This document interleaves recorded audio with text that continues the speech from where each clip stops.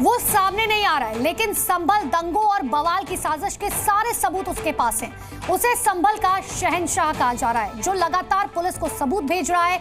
उसने अब तक 40 चिट्ठियां पुलिस को भेज दी हैं, जिसमें दंगों की साजिश की इनसाइड स्टोरी पुलिस को बताई गई है। और अब पुलिस ने इन पन्नों को अपनी जांच में शामिल कर लिया है। कौन है वो सबूतों का शहंशाह जो पुलिस का सबसे बड़ा मददगार बना है? देखिए हमारी खास रिपोर्ट। वो दंगाइयों के राज खोल रहा है। वो दंगाइयों का सबसे बड़ा दुश्मन है।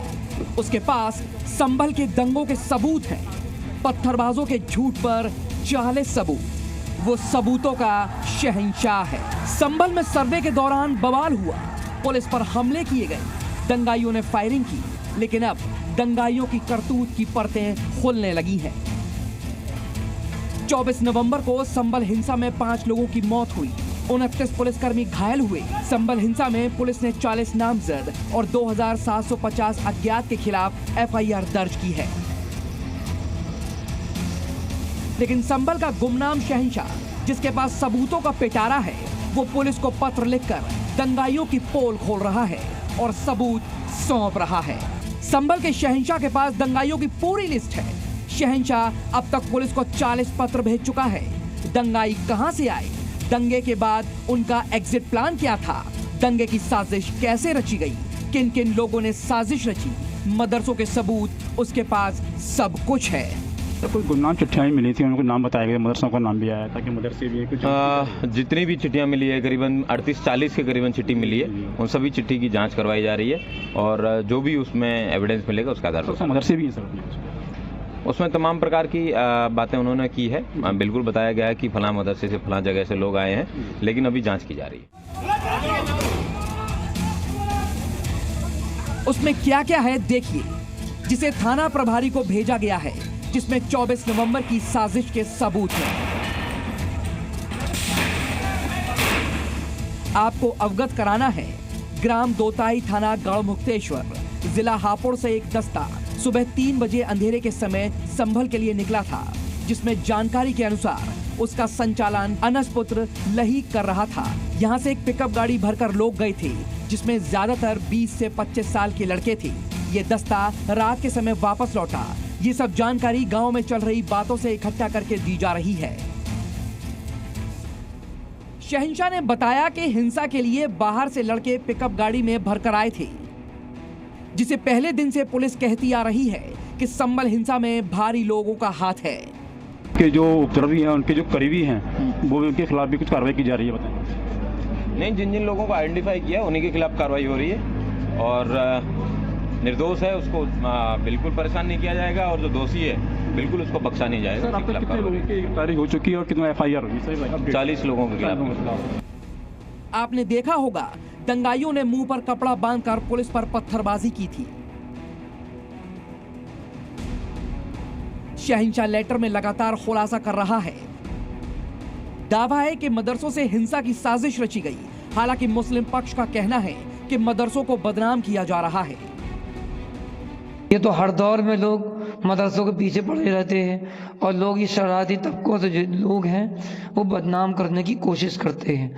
ऐसे लोगों का मदरसों से, इस्लाम से कोई नाता नहीं है, ना भाईचारे से कोई नाता है। पुलिस की जांच में हिंसा में शामिल उपद्रवियों के करीबी और रिश्तेदार भी अब रडार पर हैं।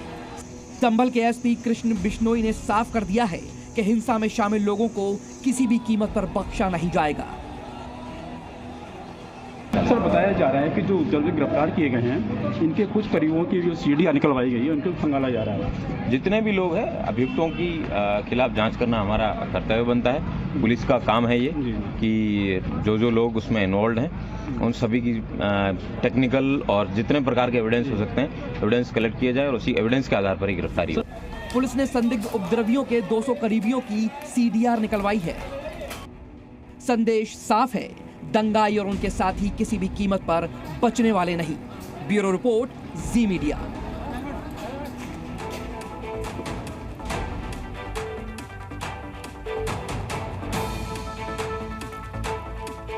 अब आपको ग्राफिक जरिए जरा बताते हैं कि संभल में सबूतों का शहंशाह आखिर है कौन।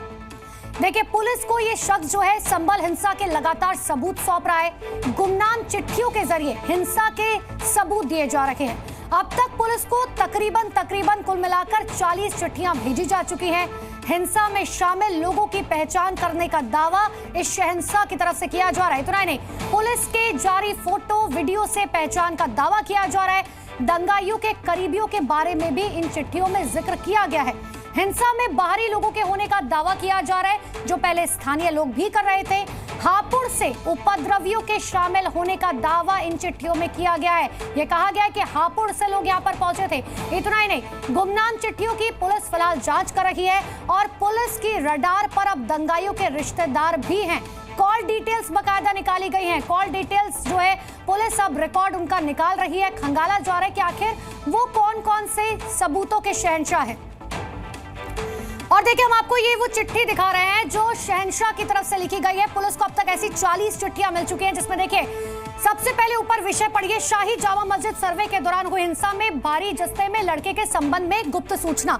और इसमें अब क्या लिखा गया है, ये सब इंफॉर्मेशन गांव में चल रही बातों से इकट्ठा करके दी जा रही है। कई मस्जिद में अनस की तारीफ चल रही है।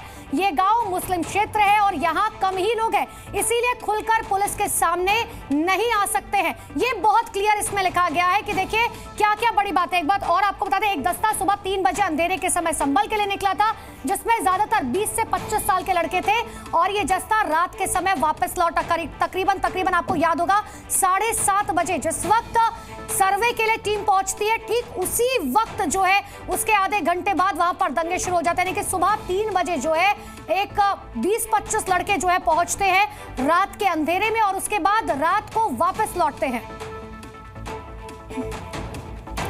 तो सबूत आपको बताते हैं एक एक करके। देखिए, सबूत नंबर 1, दंगाइयों की पहचान का दावा किया जा रहा है। सबूत नंबर 2 की बात करें, बाहरी लोगों के होने का दावा इन चिट्ठियों में किया जा रहा है, जो हमने आपको चिट्ठी दिखाई भी है। सबूत नंबर 3, हिंसा के हापुड़ से तार जुड़े हुए हैं। चिट्ठी में क्लियर लिखा हुआ है, हापुड़ से 20 से 25 लड़के रात के अंधेरे में यहां पर पहुंचे हैं। ये स्थानीय लोग नहीं थे, बाहर के लोग थे। सबूत नंबर 4 की बात करें, डासना मंदिर हमले का कनेक्शन भी इस चिट्ठी में लिखा गया है। सबूत नंबर 5 की बात करें, मदरसों की भूमिका का दावा किया जा रहा है, यानी कि मदरसे जो वहां पर मौजूद है उनकी भूमिका भी संदिग्ध है। इतना ही नहीं, सबूत नंबर 6, दंगाइयों के जो रिश्तेदार हैं उनकी जानकारी इसमें दी गई है और ये बताया गया है कि किस तरीके से दंगाइयों के जो रिश्तेदार हैं अब उनकी भी जांच पड़ताल की जाएगी, उनके भी कॉल रिकॉर्ड्स निकाले जाएंगे। मेरे सहयोगी राजू राज लगातार मेरे साथ बने हुए हैं। राजू, इस चिट्ठी में बहुत क्लियरली ये बात लिखी गई है कि देखिए, दंगाई जो है वो रात के अंधेरे में 3 बजे यहाँ पर पहुंचते हैं और उसके बाद रात होने के बाद वो वापस लौटते हैं। हापुड़ से कनेक्शन, मदरसों से कनेक्शन। देखिए, निश्चित तौर पे इस तरह की 40 चिट्ठियां पुलिस को मिली है और ये गुमनाम चिट्ठी, जिसने भी चिट्ठी भेजी है अपना नाम पता नहीं बताया, लेकिन इतना ज़रूर है इस चिट्ठी के अंदर कि बताया था कि 20 से 25 ऐसे लड़के थे जो हापुड़ से आए जब हिंसा हुई 24 तारीख को, उससे पहले यहाँ पर पहुँचते हैं, हिंसा को अंजाम देते हैं, उसके बाद यहाँ से चले जाते हैं। हमने तस्वीरें भी दिखाई अपने दर्शकों की, जो CCTV फुटेज आया था उसमें कई ऐसे लड़के थे तो अपने चेहरे पर रुमाल, कपड़ा और अपने आप को चेहरे छुपा रखे थे। तो इन लोगों की पहचान की जा रही है और जो शख्स ने इस गुमनाम चिट्ठी को भेज रहा है, लगभग 40 चिट्ठियां भेजा है, उसमें जिक्र हापुड़ का है कि हापुड़ से आए थे। मदरसों का जिक्र है कि मदरसों से कुछ लड़कों को यहां पर बुलाया गया था। कई ऐसे लोग भी मिले, जब हम दंगा कवर कर रहे थे उस इलाकों में भी थे, तो उनका कहना था कि अपने रिश्तेदार के घर पे आए थे। तो कुछ ऐसे भी लोग हैं जो वहां पर पहुंचे थे। तस्वीर साफ है क्योंकि हिंसा में जो भी हिंसा हुई बाहरी लोगों को बुलाया गया, सर्वे की जानकारी लीक की गई, लीक करने के बाद एक ग्रुप बनाया गया, ग्रुप के जरिए लोगों को यहाँ पर इकट्ठा किया गया। तस्वीरों से, इन चिट्ठियों से साफ हो रहा है कि ये प्री प्लान था, जो पहले भी स्थानीय लोग कह रहे थे, प्रशासन कह रहा था।